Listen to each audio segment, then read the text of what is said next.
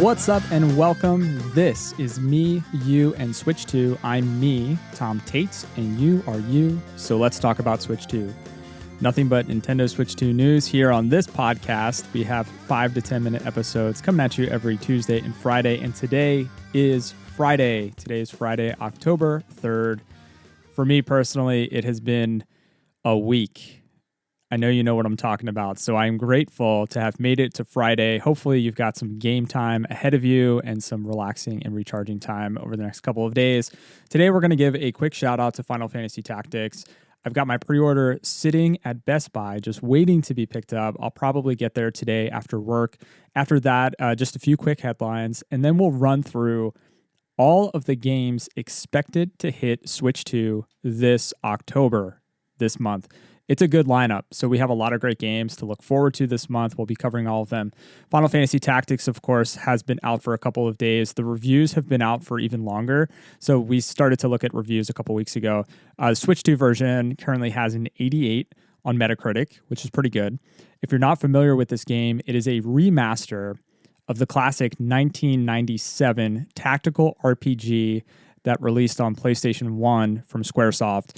This also hit other consoles, so PlayStation 4, PlayStation 5, the original Nintendo Switch, Nintendo Switch 2, Xbox Series X and S, and also on Windows and PC. So it's on everything pretty much. If you want to play it, plenty of options to play it.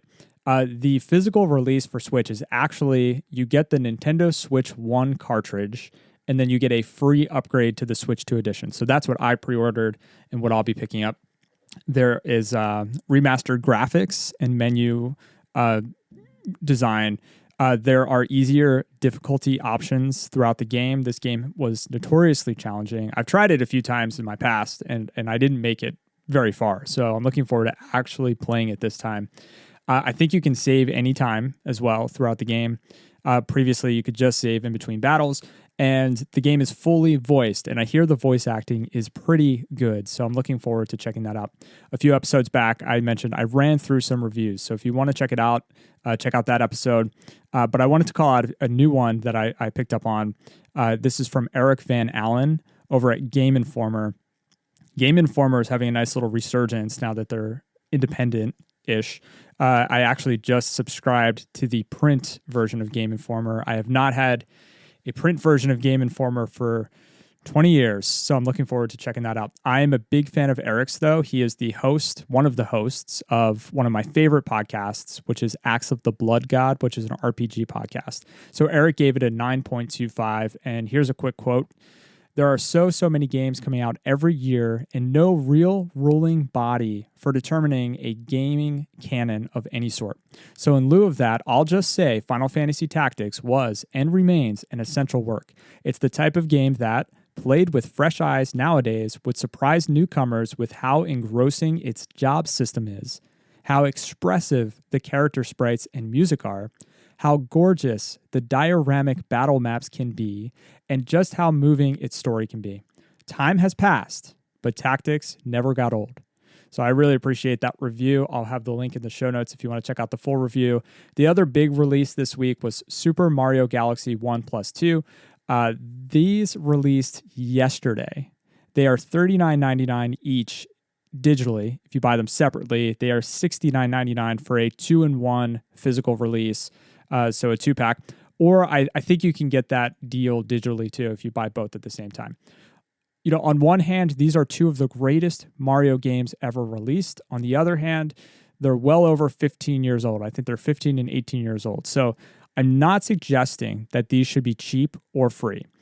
But like the physical version of Switch 1's 3D All-Stars, which contained Mario 64, Sunshine, and Galaxy, like that shipped for, I think, $50 new, and it contained 3 amazing games in it. I know some of those games are a little bit older, but still, I think that they're valuing this game so high because I do think that they put a lot of work into it. I think this is more than just playing the Wii version in 4K. Like, I think they actually went in and fixed a lot of textures and really worked on making sure that these games are not reimagined, right? But redeveloped to really shine on the hardware. I haven't played them yet, so I can't say for sure. I think Polygon's review feels pretty spot on. So Polygon's review, the headline is the Mario Galaxy remasters offer 2 masterpieces for the price of 2. The pricing is ungenerous and handheld play is compromised, but 3D platforming simply doesn't get better than this. So reviewer Ollie Welsh over at Polygon wrote, playing both new editions now, Nintendo's pricing strikes me as ungenerous but fair. The remastering work is subtle, yes, but note perfect, preserving 2 games that have minimal need for embellishment exactly as they were meant to be played. So there is a Digital Foundry technical look that shows how the game looks and performs across multiple consoles. So I think that's the big deal, right? Like it just looks fantastic on Switch 2. I will link that up in the show notes. I don't know if we'll ever see a price reduction on this one. Nintendo is notoriously not reducing the prices of their games too much, maybe 30%, or at least, I don't think we'll see a substantial one. But I'm holding off for now, just because I've spent too much money on games over the past couple of months. But I really want to play Galaxy 2, which I've never actually finished on Wii. So I think I'll pick this one up. I just don't know when. I'll link to the Nintendo Life article that has a review roundup. So it has a bunch of different reviews. So if you're on the fence about this and you want to read some reviews, link in the show notes, check that out.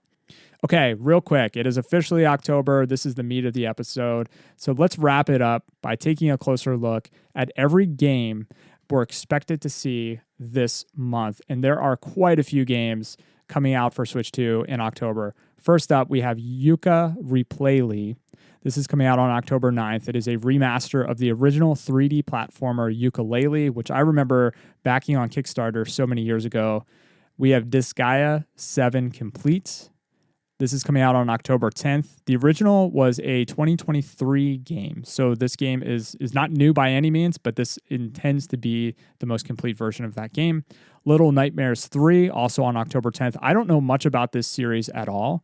The graphics remind me a little bit of that game Limbo, if you remember that old PC game. Pokemon Legends Z through A, this is the big one. Obviously a huge title for Nintendo.